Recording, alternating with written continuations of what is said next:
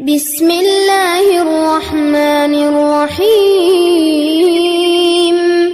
والتين والزيتون وطور سينين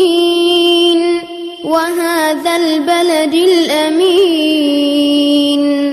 لقد خلقنا الإنسان في أحسن تقويم ثم رددناه أسفل سافلين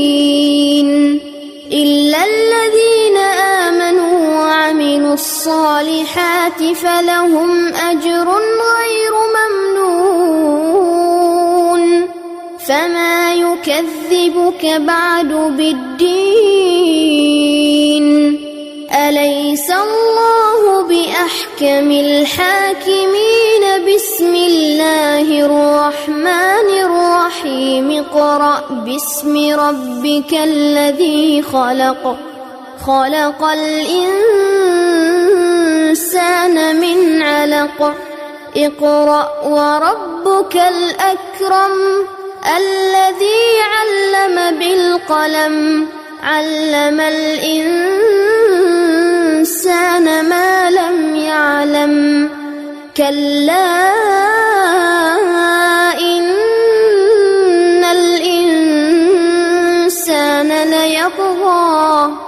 أن رآه استغنى إن إلى ربك الرجعى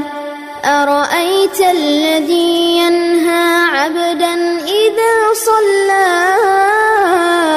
أرأيت إن كان على الهدى أو أمر بالتقوى أرأيت إن كذب وتولى ألم يعلم بأن الله يرى كلا لئن لم ينته لنسفعا